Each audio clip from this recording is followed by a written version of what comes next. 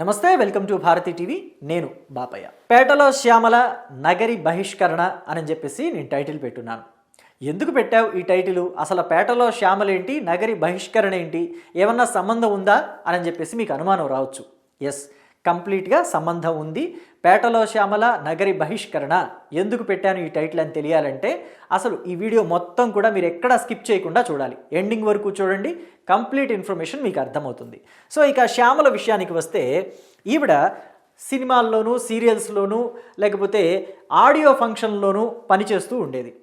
సినిమాలకి pre release ఈవెంట్లకు కూడా హాజరవుతూ ఉండేది. కానీ 2019 ఎన్నికల తర్వాత నుంచి మాత్రం ఎక్కువగా రాజకీయాల వైపు టచ్ చేస్తూ వస్తోంది.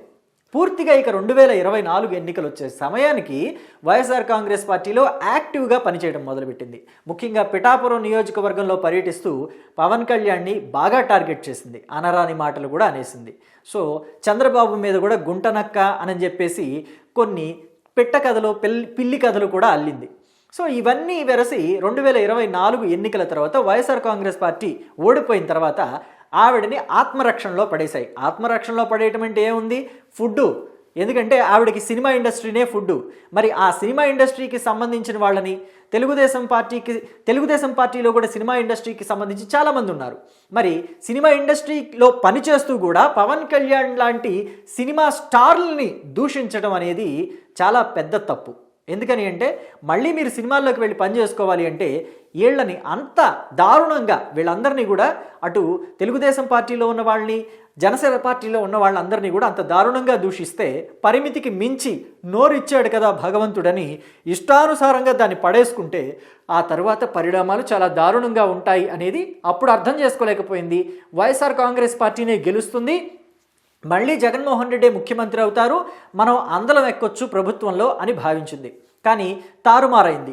కుడి ఎడమైతే పొరపాటు లేదంటారో కదా, కానీ ఇక్కడ పొరపాటే అయ్యింది. కుడి ఎడమైంది, పొరపాటు జరిగిపోయింది. సో కాబట్టి శ్యామల ఏం చేయాలి? వెళ్ళి వెంటనే జగన్మోహన్ రెడ్డి కాళ్ళు పట్టుకుంది. నాకు అటు సినిమాల్లో అవకాశాలు రావట్లేదు, కనీసం సీరియల్లో కూడా అవకాశం ఇవ్వట్లేదు, ఎవరు ఆడియో ఫంక్షన్లకి, ప్రీ రిలీజ్ ఈవెంట్లకి వేటికి పిలవటం లేదు, చేతిలో చిల్లిగా వాడటం లేదు, పరిస్థితి ఏంటన్నయ్య అని చెప్పేసి కాళ్ళు పట్టుకుంది. జగన్మోహన్ రెడ్డి అధికార ప్రతినిధి పదవి కట్టబెట్టారు అని చెప్పేసి వైఎస్ఆర్ కాంగ్రెస్ పార్టీలో నుంచి కొంతమంది నుంచి ఇన్ఫర్మేషన్ బయటకు వచ్చింది. ఎవరి నుంచి అని చెప్పేసి మీరు అడిగితే ఖచ్చితంగా నేను శ్రీరెడ్డి పేరైతే చెప్తాను. ఎందుకంటే శ్రీరెడ్డే చాలా వ్యతిరేకించింది. శ్యామలకి అధికార ప్రతినిధి పదవి కట్టబెట్టడాన్ని శ్రీరెడ్డి చాలా వ్యతిరేకించింది. సో అయితే ఏది ఏమైనప్పటికీ శ్రీరెడ్డి అసలు వైఎస్ఆర్ కాంగ్రెస్ పార్టీకి చెందిన పిల్లే కాదు అని చెప్పేసి శ్రీరెడ్డే చెప్పుకుంది. నన్ను వైఎస్ఆర్ కాంగ్రెస్ పార్టీకి సంబంధించిన పిల్లగా మీరు ఎప్పుడైనా గుర్తించారా? నన్ను వైఎస్ఆర్ కాంగ్రెస్ పార్టీలోకి చేర్చుకున్నారా? నా మెళ్ళో కండవ వేశారా అని చెప్పేసి ఆవిడే ఆక్రోశాన్ని వెళ్ళగక్కింది. సరే, కాసేపు శ్రీరెడ్డి విషయం పక్కన పెడితే శ్యామలకి మాత్రం వైఎస్ఆర్ కాంగ్రెస్ పార్టీలో మంచి ఇంపార్టెన్స్ దొరుకుతుంది. ఇప్పుడు ఎన్నికల తర్వాత నుంచి కూడా, ఓడిపోయిన తర్వాత నుంచి కూడా యాక్టివ్గా ఉండాల్సిన లీడర్స్, అంటే వైఎస్ఆర్ కాంగ్రెస్ పార్టీలో యాక్టివ్గా ఉండాల్సిన మహిళా నాయకులు విడుదల రజని, అలాగే రోజా, వీళ్ళిద్దరి మీద కూడా అవినీతికి సంబంధించిన ఆరోపణలు చాలా ఎక్కువగా వచ్చేసాయి. వాళ్ళిద్దరూ కూడా అధికారంలో ఉండగా, అధికారాన్ని అడ్డం పెట్టుకుని, వైసీపీ అధికారంలో ఉండగా ప్రభుత్వాన్ని అడ్డం పెట్టుకుని అవినీతి కార్యక్రమాలకి పాల్పడ్డారు అని చెప్పేసి పేటలో ప్రభుత్వం ఏదైతే జగనన్న కాలనీలకి స్థలాలు కేటాయిస్తుందో అవన్నీ కూడా ముందుగానే పేద ప్రజల దగ్గర నుంచి ఆ స్థలాలు కొనుక్కొని ఈవిడ ప్రభుత్వానికి అధిక ధరకి అమ్ముకుంది అని చెప్పేసి, అలాగే స్టోన్ క్రషర్ల దగ్గర కూడా డబ్బులు తీసుకుంది అని చెప్పేసి రజనీ మీద ఆరోపణలు ఉంటే, ఇక రోజా విషయానికి వద్దాం. ఆడుదాం ఆంధ్రాలో అని తనకి అయిన వాళ్ళకి, కావలసిన వాళ్ళకి గనులు మనులు ఇవన్నీ కేటాయించుకోవటం కావచ్చు, ఇలాంటి వాటన్నిటిలో కూడా రోజా మీద కూడా అనేక అవినీతి ఆరోపణలు ఉన్నాయి. సో ఇవన్నీ పక్కన పెడితే ఇప్పుడు వీళ్ళిద్దరూ కూడా ఈ అవినీతి ఆరోపణలు ఉండటం వల్లనే మాట్లాడలేకపోతున్నారు. ఎక్కడా కూడా వైఎస్ఆర్ కాంగ్రెస్ పార్టీ తరఫు నుంచి యాక్టివ్గా వాణి వినిపించలేకపోతున్నారు. ప్రభుత్వాన్ని గట్టిగా ఇరకాటంలో పెట్టేలాగా వాళ్ళు మాట్లాడలేకపోతున్నారు అని చెప్పేసి గట్టిగా తెలుస్తుంది. పైగా ఓటమి భారం అలాంటిది. ఎందుకంటే చిలకలూరుపేటలో పోటీ చేయాల్సిన రజనీని తీసుకొచ్చి గుంటూరు వెస్ట్లో పోటీ చేయించారు, ఆవిడ ఓడిపోయింది. ఇక రోజా సంగతి అంటారా? నగరిలో ఆవిడికి ఉన్నంత వ్యతిరేకత ఏ నియోజకవర్గంలోనూ వైఎస్ఆర్ కాంగ్రెస్ పార్టీ నేతలకి వైసీపీ నేతల నుంచే అంత లేదు. కానీ నగర నియోజకవర్గంలో మాత్రం రోజాకి వైసీపీ నేతల నుంచే, వైసీపీ అభ్యర్థి అయిన రోజా మీద అంత వ్యతిరేకత ఉంది. కాబట్టి ఇద్దరు ఓడిపోయారు. అంత భారీ స్థాయిలో ఓడిపోయారు ఇద్దరూ కూడా, చాలా పెద్ద తేడాతోటి ఓడిపోయారు. గతంలో వీళ్ళు గెలిచింది మాత్రం తక్కువ మెజారిటీతోటే, కానీ ఇప్పుడు వీళ్ళు ఓడిపోయింది మాత్రం, వీళ్ళ ప్రత్యర్థులు వీళ్ళ మీద సాధించింది మాత్రం భారీ మెజారిటీ. సో కాబట్టి వీళ్ళు ఎక్కడా కూడా తలెత్తుకొని తిరగలేని పరిస్థితి కూడా ఏర్పడింది. పైగా అవినీతి ఆరోపణలు వీళ్ళ మీద పెద్ద ఎత్తునున్నాయి. కాబట్టి వీళ్ళు మాట్లాడకపోయేసరికి జగన్మోహన్ రెడ్డి మీడియా ముందు మాట్లాడడానికి ఎవరో ఒకళ్ళు కావాలి. పైగా కాస్తో కూస్తో వాక్చాతుర్యం ఉంది, మెమరీ పవర్ ఉంది. మరి సినిమాల్లో పనిచేశారంటే సో ఆ సబ్జెక్ట్ అంతా గుర్తుపెట్టుకునే కదా మాట్లాడతారు. ఎక్కడ ప్రాంప్టర్స్ ఉండవు, ఎవరు అందించే వాళ్ళు ఉండరు, ఏ టెలిప్రాంప్టర్స్ కూడా ఏమి ఉండవు. మరి ఇలాంటి వాళ్ళందరినీ కూడా ఏరుకోవాలి మనం. ఏరుకొని వాళ్ళలో మంచి వాళ్ళని సెలెక్ట్ చేసుకోవాలంటే శ్యామలే కనిపించింది జగన్మోహన్ రెడ్డికి. సో కాబట్టి శ్యామలకి అధికార ప్రతినిధి పదవి కట్టబెట్టారు. అక్కడి నుంచి కూడా ఇంకొక మెట్టెక్కించాలి అని చెప్పేసి చూస్తున్నారట. ఎందుకంటే చిలకలూరిపేటలో రజనీ మీద చాలా వ్యతిరేకత ఉంది. విడుదల రజనీ మీద చిలకలూరిపేటలో ఉన్నంత వ్యతిరేకత ఇంకా ఎవరికీ లేదు. ఏ వైసీపీ నేతకి చిలకలూరుపేటలో అంత వ్యతిరేకత లేదు అని చెప్పేసి తెలుస్తుంది. మర్రి రాజశేఖర్కి ఏదైనా అవకాశం ఇద్దామంటే ఆయన ఆల్రెడీ తెలుగుదేశం పార్టీలోకి వెళ్ళిపోయారు. మర్రి రాజశేఖర్ గతంలో ఆయన ఆశించారు చిలకలూరుపేట టికెట్ 2019, కానీ మర్రి రాజశేఖర్ని పక్కన పెట్టి ఆయనకి మంత్రి పదవి ఇస్తానని చెప్పి హామీ ఇచ్చి ఆయనకి ఉత్త చెయ్యిచ్చి రజనీకి టికెట్ ఇచ్చి మంత్రి పదవి కూడా కట్టబెట్టారు జగన్మోహన్ రెడ్డి. సో ఆయనకి కోపం వచ్చి 2024 ఎన్నికల తర్వాత ఆయన తెలుగుదేశం పార్టీలోకి వెళ్ళిపోయారు. ఇప్పుడు అక్కడ పోటీ చేయాలంటే ప్రతిపాటి పుల్లారావు లాంటి స్టాల్వర్ట్ని ఎదుర్కొని నిలబడాలి. ఎటువంటి అవినీతి ఆరోపణలు, ఎటువంటి మరకలు వాళ్ళ మీద ఉండకూడదంటే జగన్మోహన్ రెడ్డికి కనిపించింది శ్యామల ఒక్కటే. కాబట్టి శ్యామల, యాంకర్ శ్యామల అంటారు, ఆర్ఏ శ్యామల అంటారు, వైఎస్ఆర్ కాంగ్రెస్ పార్టీ శ్యామల అంటారు. మొత్తానికి శ్యామలను తీసుకొచ్చి చిలకలూరుపేటలో పెట్టాలి, చిలకలూరుపేట నియోజకవర్గానికి ఇన్ఛార్జిగా నియమించాలి అని చెప్పేసి ఫిక్స్ అయ్యారట. ఇంకా ఇది అధికారికంగా ఎక్కడా కూడా ప్రకటించబడలేదు. కానీ వైఎస్ఆర్ కాంగ్రెస్ పార్టీ నుంచి విశ్వసనీయ వర్గాల ద్వారా అందిన సమాచారం మాత్రం ఇదే. యాంకర్ శ్యామల్ని తీసుకువెళ్ళి చిలకలూరుపేట ఇన్ఛార్జిగా పెట్టాలనుకుంటున్నారు. 2029 ఎన్నికలకి విడుదల రజనీకైతే ఇక టికెట్ ఇచ్చే అవకాశం లేదు జగన్మోహన్ రెడ్డి. వైఎస్ఆర్ కాంగ్రెస్ పార్టీ నుంచి పోటీ చెయ్యాలి, ఎన్నికల బరిలో నిలబడాలి అనుకుంటే విడుదల రజనీ చిలకలూరుపేటకు ఒక నమస్కారం పెట్టేసి రేపల్లె వెళ్ళి కంటెస్ట్ చేయాలి. ఎందుకంటే రేపల్లెలో వైఎస్ఆర్ కాంగ్రెస్ పార్టీ తరఫున పోటీ చేయడానికి బలమైన నాయకుడు లేడు. రేపల్లెలో ఉన్న మోపిదేవి వెంకటరమణ కాస్తో కూస్తో బలమైన నాయకుడు వైఎస్ఆర్ కాంగ్రెస్ పార్టీ తరఫున. ఆయన కూడా 2024 ఎన్నికల కన్నా ముందే వైఎస్ఆర్ కాంగ్రెస్ పార్టీని వదిలేసి తెలుగుదేశం పార్టీ కండవ కప్పేసుకున్నారు. ఇక అనగాని సత్యప్రసాద్ని రేపల్లెలో ఢీ కొట్టాలి అంటే ఖచ్చితంగా ఒక బలమైన నాయకుడు కావాలి. పైగా వాళ్ళు బీసీ వర్గానికి సంబంధించి నాయకులు అయి ఉండాలి. పైగా మహిళ అయితే ఇంకా బెటరు. అందుకనే విడుదల రజనీని బీసీ సామాజిక వర్గము, పైగా మహిళ కాబట్టి అనగాని సత్యప్రసాద్ మీద దించితే గెలుపు అవకాశాలు కొంతైనా ఉంటాయి అని జగన్మోహన్ రెడ్డి విశ్వసిస్తున్నారట. అందుకనే విడుదల రజనీని రేపల్లె వెళ్ళి కంటెస్ట్ చేయమంటే ఆవిడ మాత్రం ససేమిరా అంటున్నారు. నేను వెళ్ళను మహాప్రభు అని చెప్పేసి దండం పెట్టేస్తున్నారట. అందుకనే ఈ ఫోటోనే తీసుకున్నాను, నేను ఈ దండం పెట్టే ఫోటోనే. ఎందుకని అంటే ఇప్పటికే నేను 2019లో చిలకలూరుపేట నుంచి పోటీ చేస్తే నన్ను పేట నుంచి తీసుకెళ్ళి 2024కి గుంటూరులో వేశారు, గుంటూరు వెస్ట్లో వేశారు, అక్కడ ఓడిపోయాను. మళ్ళీ 2029కి నన్ను ఏమైనా పేటలోనే తీసుకెళ్ళి పెడతారా, కాస్తనే గెలుపు అవకాశాలు ఉంటాయంటే మళ్ళీ తీసుకెళ్ళి పేటలో పెట్టినట్టే పెట్టి నన్ను రేపల్లె వెళ్ళమంటున్నారు. 2029కి నన్ను రేపల్లలో కంటెస్ట్ చేయమంటే ఒక రాజకీయ నాయకురాలికి, అందులోనూ మహిళకి స్థిరత్వం లేకుండా అభ్యర్థిగా నన్ను ఊరూరా తిప్పుతూ నియోజకవర్గం మార్చేస్తుంటే ఇంకా నాకు గెలుపు అవకాశాలు ఎక్కడ ఉంటాయి? నేను పార్టీలోని కార్యకర్తలు, క్యాడరు, అలాగే దిగువ శ్రేణి నాయకులతో ఒక అనుబంధాన్ని ఏర్పరచుకున్నది చిలకలూరుపేటలో. తీసుకెళ్ళి మళ్ళీ నన్ను రేపల్లలో పడేస్తే మళ్ళీ వాళ్ళందరిని అలవాటు చేసుకోవాలి. వాళ్ళందరూ కూడా ఆల్రెడీ ఈ ఊరి గణేష్ అంటే 2024 ఎన్నికల్లో వైఎస్ఆర్ కాంగ్రెస్ పార్టీ తరఫున పోటీ చేసి ఓడిపోయిన వ్యక్తి, ఆయనకు అలవాటు పడిపోయి ఉన్నారు ఆల్రెడీ. సో ఇప్పుడు మళ్ళీ నేను వాళ్ళందరినీ నాకు దగ్గర చేసుకోవాలంటే టైం పడుతుంది. పైగా నేను పార్టీ వ్యవహారాలు చూసుకోవాలి. యాజ్ ఏ లేడీ పొలిటీషియన్గా నన్ను కొంత స్టార్ క్యాంపెయినర్గా కూడా వాడుకునే అవకాశాలు కనిపిస్తున్నాయి.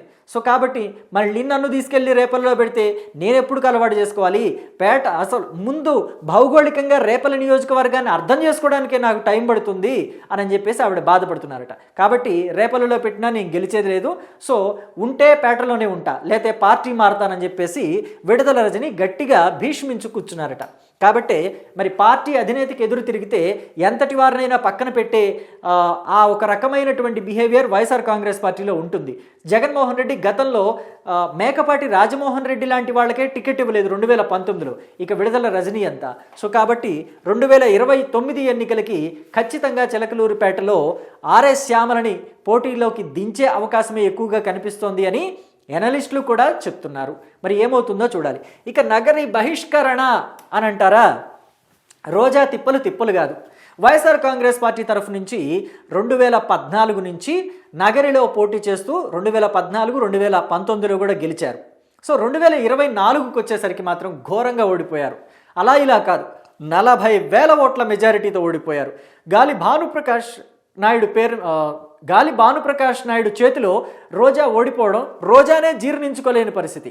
ఇక వైఎస్ఆర్ కాంగ్రెస్ పార్టీ వాళ్ళు అంటారా, చెప్పే పని లేదు. పైగా ఈ ఓటమి కూడా కేవలం వైఎస్ఆర్ కాంగ్రెస్ పార్టీ వాళ్ళ నుంచే ఎక్కువగా లభించింది రోజాకి అని చెప్పుకోవడంలో కూడా ఎటువంటి ఆశ్చర్యం లేదు. ఎందుకంటే 2019లో ఫ్యాను గాలి హవాలో రోజా గెలిచింది. కానీ 2014లో చూస్తే వైఎస్ఆర్ కాంగ్రెస్ పార్టీలోని నగరిలోని ఎంపీపీలు, ఎంపీటీసీలు లాంటి దిగువ శ్రేణి నాయకులు ఉంటారు కదా, ద్వితీయ శ్రేణి నాయకులు, వాళ్ళ సహకారంతోనే గెలిచి బయటపడగలిగింది గాలి ముద్దుకృష్ణమనాయుడు మీద. సో 2019కి వచ్చేసరికి గాలి భానుప్రకాష్ నాయుడు మీద తన గెలుపు ఈజీ అయిపోయింది. అంత ఎక్కువగా కష్టపడాల్సిన అవసరం రాలేదు. ఎందుకంటే నాయకులంతా కూడా అప్పటికి తనతోనే ఉన్నారు. పైగా ఫ్యాను గాలి బలంగా వీస్తోంది రాష్ట్రంలో.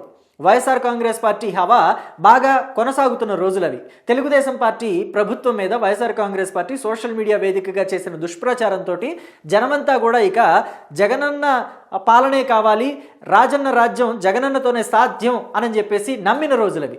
కాబట్టి ఆ రోజుల్లో రోజా గెలుపు ఈజీ అయింది. ఎప్పుడైతే రోజా వేరే వాళ్ళ సహకారం లేకుండా తానే గెలిచానని భావించడం మొదలుపెట్టిందో ఆవిడలో ఒక రకమైన అహంకారం కూడా పెరిగిపోయింది.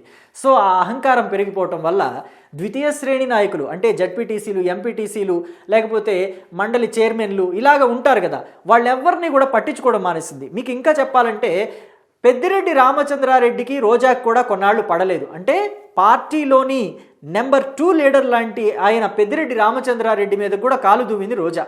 సో తనకి తాను చాలా ఊహించుకొని, అంటే నేను ఒక స్టాల్వర్ట్ని, సినిమా స్టార్ని, పొలిటికల్ స్టాల్వర్ట్ని అని చెప్పేసి తనకి తాను ఎక్కువగా బిల్డప్ ఇచ్చేసుకొని రెచ్చిపోయింది. కాబట్టి పెద్దిరెడ్డి రామచంద్రారెడ్డి ఆవిడికి తన స్థానాన్ని గుర్తు చేసి కూర్చోబెట్టారు వైసీపీలో. అయితే తర్వాత జరిగింది ఏంటంటే ఆయన ఆశీర్వాదంతో చక్రపాణి రెడ్డి ఆయన శ్రీశైలం బోర్డు చైర్మన్గా పదవి సంపాదించుకోగలిగారు. అది రోజా జీర్ణించుకోలేకపోయింది. ఎందుకంటే రోజాకి చక్రపాణి రెడ్డికి పడదు, రోజాకి కేజే శాంతికి పడదు. సో వీళ్ళంతా కూడా రోజాకి నెమ్మదిగా ఎదురు తిరగడం మొదలుపెట్టారు. 2021-22 నుంచి నగరిలో రోజాకి ఇంటి పోరు కొనసాగుతూనే ఉంది ఈ నేతలందరితోటి కూడా. సో అది తారాస్థాయికి వెళ్ళిపోయింది. ఇక 2024 ఎన్నికలు వచ్చేసరికి అది తారాస్థాయికి చేరుకుని రోజా ఓటమికి బలమైన కారణమైంది. రోజా ఓటమికి తెలుగుదేశం పార్టీ వాళ్ళు ఎంతవరకు కారణమో నాకైతే తెలియదు, కానీ ఖచ్చితంగా రోజా ఓటమికి వైఎస్ఆర్ కాంగ్రెస్ పార్టీ నాయకులే పెద్ద కారణం అని చెప్పడంలో కూడా ఎటువంటి సందేహం లేదు. వాళ్ళందరూ కూడా రోజా వైఖరిని తట్టుకోలేక, ఆవిడ అహంకారపూరిత ధోరణిని తట్టుకోలేక, ఒంటెద్దు పోకడిని తట్టుకోలేకే ఆవిడ్ని ఓడించారు అని చెప్పేసి నగరి నియోజకవర్గంలో ఏ చెట్టునడిగినా, ఏ పుట్టనడిగినా చెప్తాయి. ఇది ఓపెన్ సీక్రెట్ నగరిలో. కాబట్టి ఇప్పుడంతా కూడా వాళ్ళు నగరిలో రోజా ఉంటే వైఎస్ఆర్ కాంగ్రెస్ పార్టీ నగరి విషయం మర్చిపోవచ్చు అని చెప్పేసి చెప్తున్నారట. ఖచ్చితంగా నగరి నుంచి రోజాని బయటికి పంపించేసేయాల్సిందే వైసీపీలో నుంచి, లేదంటే ఓటు అనేది వెయ్యము, అది కల్లా అని చెప్తున్నారట. ఇప్పటికీ కూడా జగన్మోహన్ రెడ్డి అసలు రోజా విషయంలో నేతలతోటి ఏం జరిగింది, రోజాది తప్ప నేతలది తప్ప, దిగువ శ్రేణి నాయకులంతా కూడా రోజాకి ఎందుకు సహకరించలేకపోతున్నారు, రోజా ఎందుకని వాళ్ళని కలుపుకొని వెళ్ళలేకపోతున్నారు, ఒకరోజు కూర్చోబెట్టి మాట్లాడదాం, సెట్ చేద్దాం అని చెప్పేసి జగన్మోహన్ రెడ్డి కూడా అనుకోవటం లేదు. అనుకోకపోవటానికి కూడా ప్రధానమైన కారణం ఏంటంటే రోజా నోటి దురుసు. ఆవిడ వల్లే పార్టీకి డ్యామేజ్ అవుతుంది అని చెప్పేసి వైఎస్ఆర్ కాంగ్రెస్ పార్టీలోని కొంతమంది నేతలే వైఎస్ జగన్మోహన్ రెడ్డికి కంప్లైంట్ కూడా ఇచ్చారట. అయితే గతంలో చాలామంది చెప్పేది ఏంటంటే వైఎస్ఆర్ కాంగ్రెస్ పార్టీ అధిష్టానం నుంచి స్క్రిప్ట్ వస్తేనే ఈ నాయకులంతా కూడా బూతులు తిడతారు అని చెప్పేసి.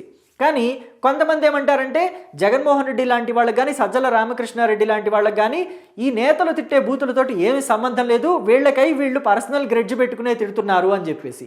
అంటే చంద్రబాబు నాయుడిని, లోకేష్ని, పవన్ కళ్యాణ్ని వీళ్ళకై వీళ్ళు తిడుతున్నారు జగన్మోహన్ రెడ్డిని సంతోష పెట్టడానికి అని చెప్పేసి. కానీ చివరికి డ్యామేజ్ మాత్రం వైఎస్ఆర్ కాంగ్రెస్ పార్టీకి అయింది, వీళ్ళ వల్లే అయ్యింది, వీళ్ళ తిట్ల వల్లే అయ్యింది అని చెప్పేసి. సో కాబట్టి రోజాని బయటికి పంపించకపోతే వైఎస్ఆర్ కాంగ్రెస్ పార్టీ బాగుపడదు అని చెప్పేసి ఫిక్స్ అయిపోయారట నగరి నుంచి రోజాని బయటికి పంపిస్తే రోజా ఎక్కడా చెల్లదు. ఎందుకని అంటే నగరిలో మాత్రమే ఆవిడ గెలవగలుగుతుంది, నగరిలో మాత్రమే పోటీ చేయగలుగుతుంది అని చెప్పేసి. పైగా నగరి ప్రజలు కూడా ఆ విషయాన్నే చెప్తూ ఉంటారు, రోజా నగరిలో తప్పితే ఎక్కడా చెల్లదు, లేదా తమిళనాడు వెళ్ళిపోవాలి, ఏదైనా పార్టీలో జాయిన్ అవ్వాలి అని చెప్పేసి అక్కడి జనం కూడా చాలామంది చెప్తూ ఉంటారు. సో ఇప్పుడు ఏమవుతుంది, రోజా బహిష్కరణకి గురవుతుందా నగరి నుంచి? వైఎస్ఆర్ కాంగ్రెస్ పార్టీలో పేటలో శ్యామల అభ్యర్థిగా వెళుతుందా? శ్యామలని పేటలోకి తీసుకువెళ్ళి పెడితే మరి రజనీ గతేంటి? రజనీ రేపలకు వెళుతుందా జగన్ మాట విని, లేదంటే పార్టీ మారిపోతుందా? మీరేమనుకుంటున్నారు? ఏం జరగబోతుంది అనుకుంటున్నారు వైఎస్ఆర్ కాంగ్రెస్ పార్టీలో? మీ అభిప్రాయాన్ని కమెంట్ బాక్స్లో తెలియచేయండి. Thank you.